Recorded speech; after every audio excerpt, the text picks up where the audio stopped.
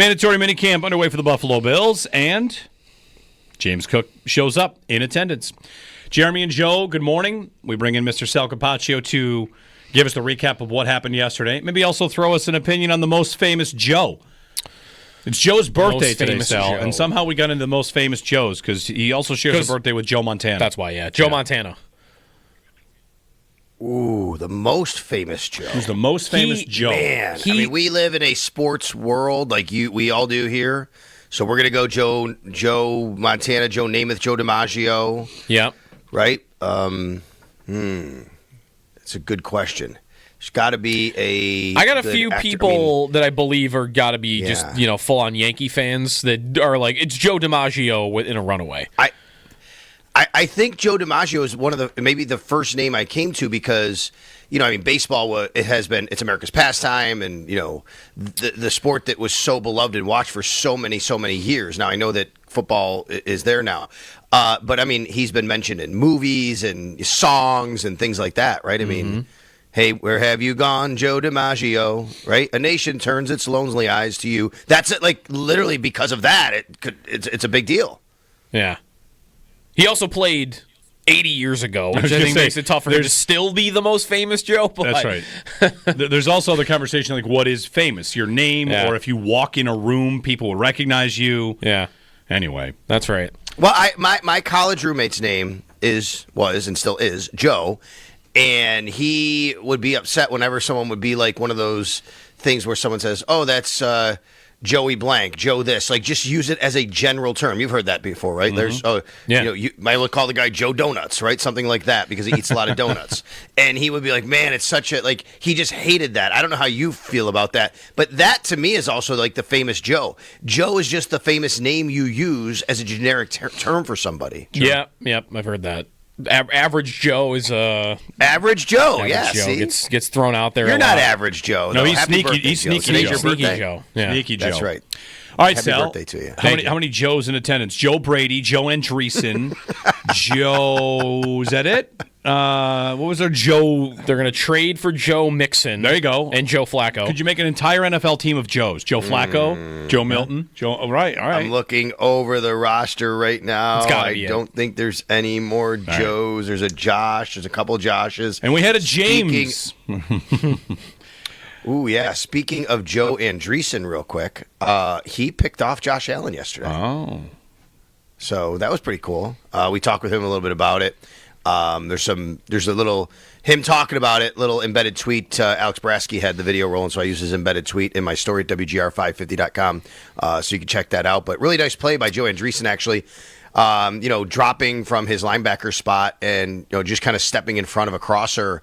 He got his hands on it and he kind of bobbled it, and then he had a really nice grab actually to hold on to it, and then went back the other way. So that was very cool. So Joe Andreessen had a nice day yesterday, and yes, of course, bearing the lead, the big story was that James Cook was in attendance yesterday. But before we even get to that, just to wrap the Joe conversation here, everyone on the chat is mad at us because we didn't mention probably the number one Joe in the NFL right now easily, which is Joe Burrow. Okay. Who is easily the best Joe in the NFL at the moment. But whatever. Okay. By the way, before we get to James Cook, did you notice, Sal, was Josh Allen wearing a ring while playing? Is he going to do the Ryan Fitzpatrick? He was wearing a ring while playing. And I don't know. I'm assuming that's going to mean he had like the rubber ring on, the silicone. That's what I wear that too a lot. Yeah. Non-throwing hand, why not, right? That's what I would say. Yeah, so... Well, he does carry the ball in that hand a lot. True. I guess that means he will do the Ryan Fitzpatrick. Not that he's the only one, right? There's other guys that wear a ring. Aaron Rodgers showed up with a ring. He's married now. Yeah, that's right. So he is. Yeah. I mean, and we didn't listen. Honestly, like when Josh was at the podium yesterday, I mean, he got asked some questions about the wedding, about his marriage, and he just. You could tell, like, he did his best to graciously try to move on from that. Is that because? What I mean? Did people sign NDAs to go to this wedding? I have no idea. Okay, I just would wonder. You got to. Nobody really talked about it, though. Okay. If you know, though, that like he and she don't really want to talk about it and gossip about it, it depends how many people are there, because I'm sure somebody would end up talking about it at some point. But it does feel like, Sal, that at least this is true of Josh, right? And maybe McDermott too a little bit, but Josh was like, just not here to talk about it. Right, exactly. And even McDermott kind of alluded to that. Like, okay, yeah, no, talked about, being an honor to be a part of it or be there, but never really talked anything about it itself. And look, I mean, I think that, a lot of people in Western New York can relate where you have friends or family that keep asking you questions about it a couple weeks ago, and they're looking online, they're looking at Instagram, they're looking at Facebook, they're looking at all the social media, can't find anything. Oh, and then you find something. Oh, there's a picture. And really the people there weren't posting pictures, right? There was a picture that looked like it was from a hilltop, someone maybe trying to get down and look down on the wedding. There might have been a picture floating around, but it wasn't like people who were there were posting a whole bunch of stuff online. So who knows? Maybe they signed something, maybe they didn't. It could just be out of courtesy, right? Hey, please don't post any pictures, talk about it. But it was clear yesterday Josh wanted to, just, hey, we're here, we're talking about football and, time for football. And he did mention, Haley and marrying his best friend. And, it was really kind of super cool and sweet that he talked about that and how big of a moment that was in his life. But really that was all you got. And otherwise it was all about football. Sal Capaccio. All right, so James Cook, Sal, the reading into what Cook had to say, he was pretty clear about everything. I'm here because I like my money, which is kind of a version of I'm just here so I don't get fined. But he's going to work. He said he's going to be there for training camp. He's here with his teammates, try to get better, try to win the Super Bowl. The whole thing strikes me as I feel like the takeaway should be all is forgiven. This is not an actual distraction or drama for most of us and the team.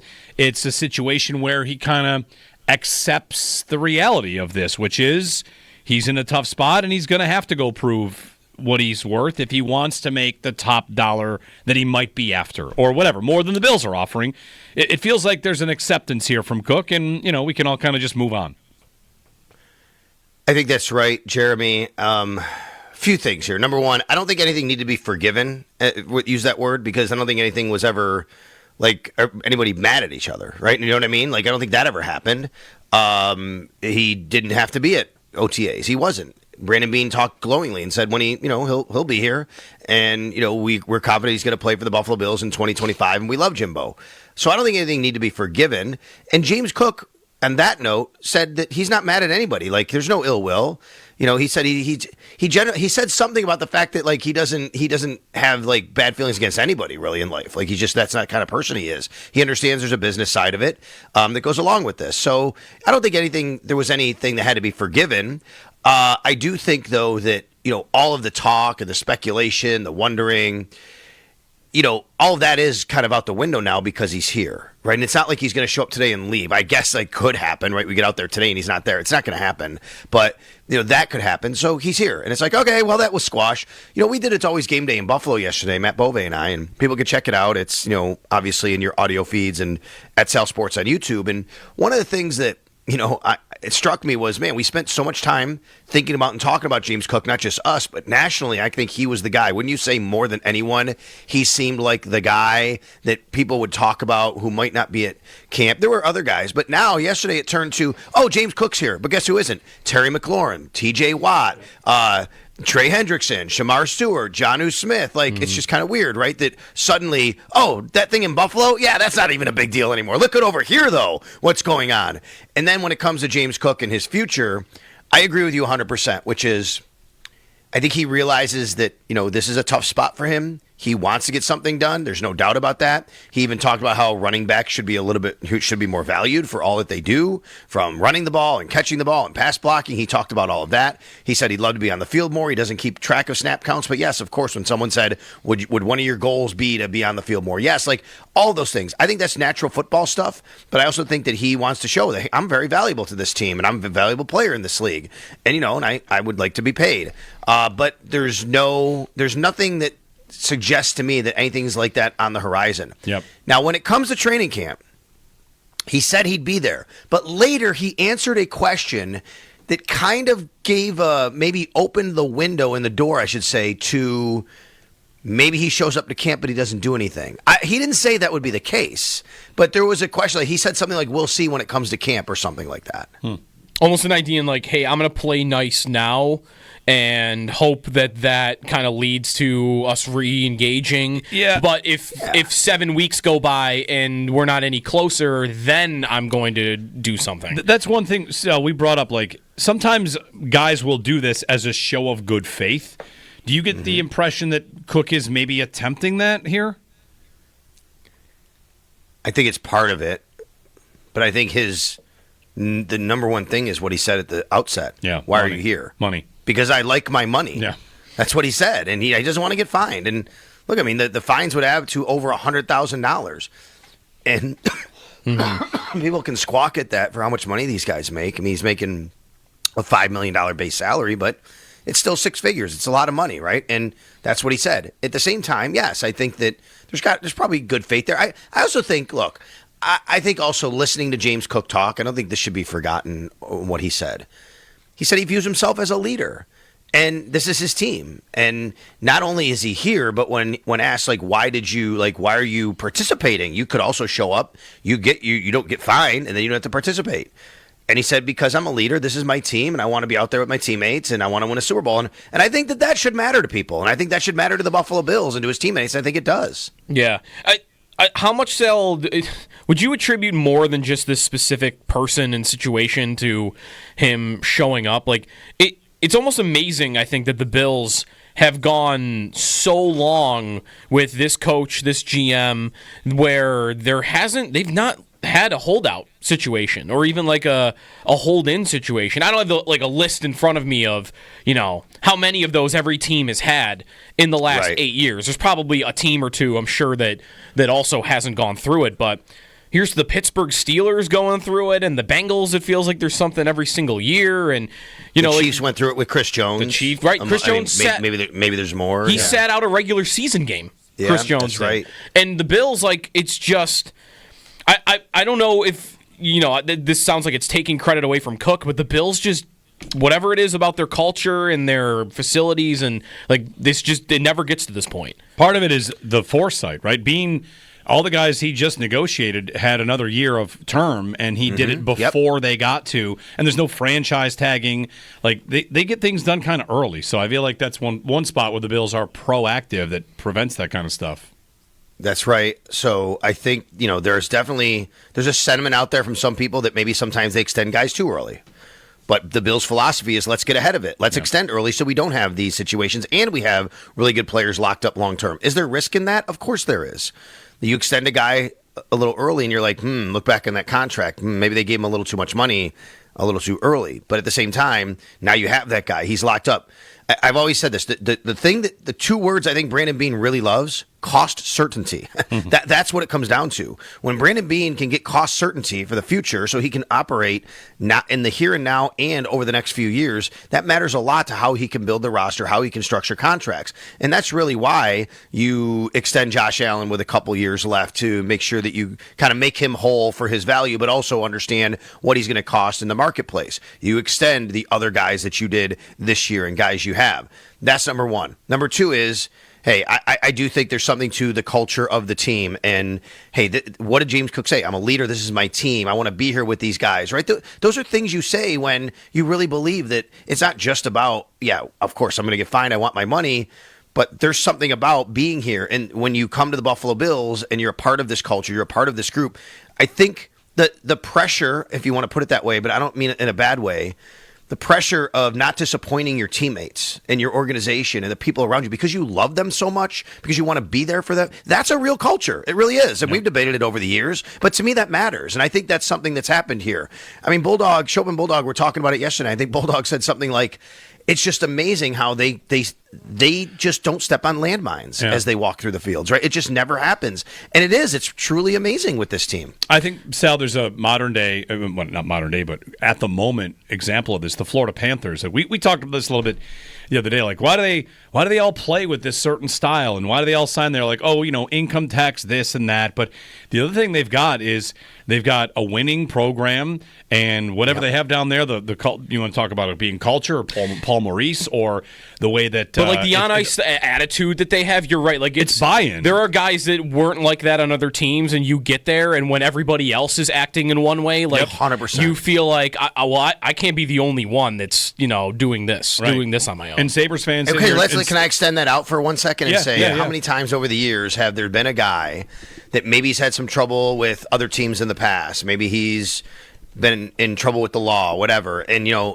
people have said, well, the Bills would never touch that guy. I'm like, no, I don't think that's the case. I think the Bills feel now, maybe early on in Sean McDermott and Brandon Beane's tenure, they would shy away. Now it's like, oh, no, we're okay. I think, didn't Elijah Moore get suspended by the Jets, right? I mean, and the Browns. A couple of years ago. And the Browns. Yeah.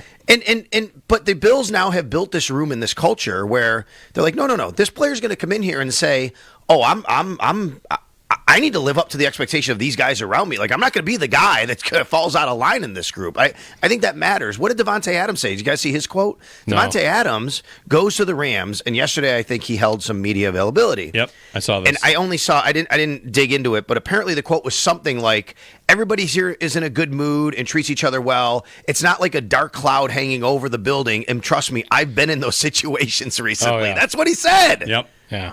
Yep. Sal, what else from mandatory minicamp yesterday? We heard from Sean McDermott. We heard from Josh Allen. Heard from James Cook. A couple more days here before the big break. What else jumped out at you from yesterday? What else are you kind of keeping your eye on when you were there yesterday? So I think the injuries. The injuries that there were quite a few guys who did not practice yesterday. Now, but Sean McDermott made it clear that nobody who didn't practice, as of right now, he feels that it would impact their availability for training camp. But let me run through the names for you here. Safeties, Cole Bishop and DeMar Hamlin. Defensive end, Joey Bosa, we knew about. Cam Lewis, defensive back Cam Lewis. Center, Connor McGovern. Wide receiver, KJ Hamler. Linebacker, Bale Inspector. Taron Johnson wore a red non-contact jersey. Running back, Ty Johnson did not practice yesterday. But again, very precautionary. In fact, I'll even tell you, like Cole Bishop was on the exercise bike. He did not go do anything with the defense when it went to the offense. But when the defense just went together and they were just running through air with themselves, he was on the field. So, that's the kind of example I'll give. Say, Connor McGovern was out there walking around, had a smile on his face. I saw Alec Anderson at one point doing an O-line drill, and the trainers came out and they wrapped his leg. He never left. And then he was in a good mood talking and saying hi after practice. So they're just going to be very, very precautionary on all of these things. And of course, guys, yesterday the other big news was the Bills did sign linebacker Shaq Thompson, who had been with Brandon Beane and Sean McDermott, a first-round pick in 2015 in Carolina.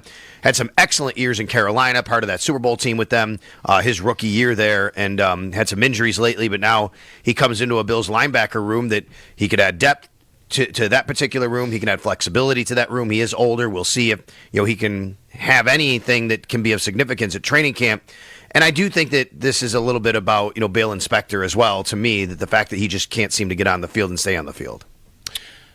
So would you say he's competing with Spector and Andreessen for a spot? Like, how many do we usually see them keep? That's a good question, Joe. I don't know if he's – I don't even know. At this point, I want to see Shaq Thompson even just get on the field and play and be healthy and play a little bit before I'd say he's competing with anybody. I just think the availability – to me, it's numbers right now, Joe. It's not the competing with a specific person. It's – I think they're light on numbers right now because Bale Inspector has not been available through OTAs and minicamp, and you got to run practices.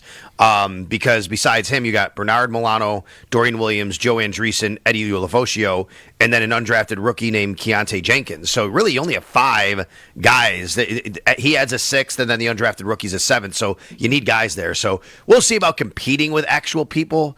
But right now, I think it's about numbers and getting him to see where he is. And he's the 91st guy because they get the international exemption? With Travis Clayton. Travis Clayton, once again, gets the international exemption, so the Bills get 91 players. Yes. Does that ever expire? They just get that for a while? I think now you get it every year, to be honest with you, as long as you have a player who qualifies. I think the NFL changed the rules of because they're trying to really grow the game internationally. I think now every team gets an international player, and and then you get one. That's only during this time of year. Once the season starts, you don't get 54, but what you do get is a 17th practice squad player. That last year was Kingsley Jonathan. Actually, he was considered because he is considered an international player because of his upbringing, and so you will get that extra. But right now they get 91. Sal Capaccio, thank you, Sal. You got it, guys. Yesterday, I collected $5 from Joe because James Cook did appear at minicamp, which was a bet we had. And, Didn't you offer me a buyout on Monday? I offered you a buyout yesterday for $4.85. You did. I did. You could have saved 15 cents. I got $5 crisp from you that James Cook made minicamp. That's like when the Sabres offered Tage Thompson for a fifth.